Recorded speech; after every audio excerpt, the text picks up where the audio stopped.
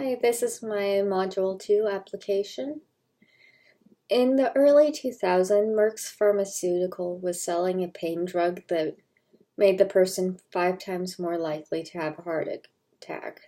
Gil Martin, the CEO at the time, insisted there's no risk, no increased cardiovascular risk from the drug. To prove this to the people, data was handpicked, omitted, and changed.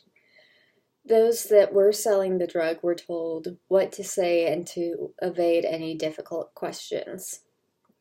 Using the ethical matrix, Merck's can fall into one of two categories depending on how you look at it. From Merck's perspective, I feel they have Machiavellian ethics.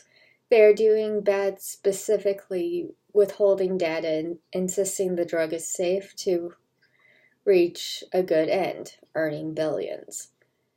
To the company, it wasn't important how they got their money, as long as they got their money. From an outsider's perspective, Merck's has unethical behavior, a bad mean and bad end, lying to the public, and as an end result, causing between 88 and 139,000 deaths that could have been avoided in many cases.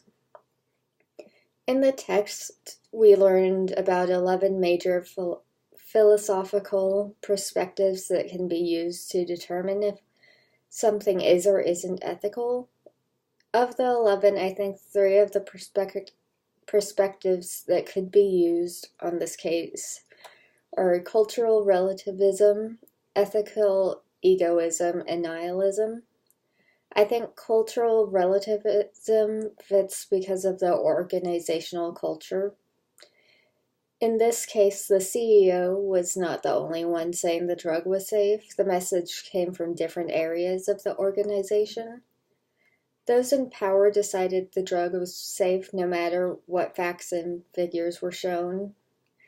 They adjusted the information to make it look like they were correct, and those that were speaking against the drug were anti-Merck. Then there is ethical egoism. The company behaved in a way they felt would allow them to achieve their goal. Financial gain.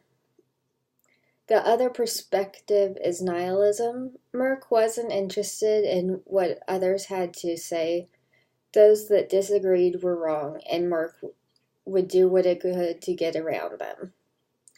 At one point, this included changing the warning label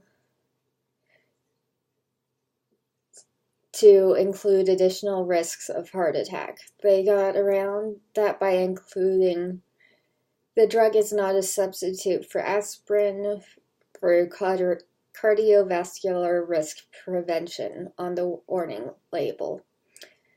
Of the 12 ethical lapses most businesses deal with at some point, the main ones that occurred in this case were saying things that you know are not true, lying, false impressions, which is fraud and deceit, and hiding information. At one point, the president of Merck's research labs takes information from a study and flips it to sound like the other medication naproxen was the reason for less heart attacks in a study for the average person. I was curious about this when I first read the article. I knew something wasn't right.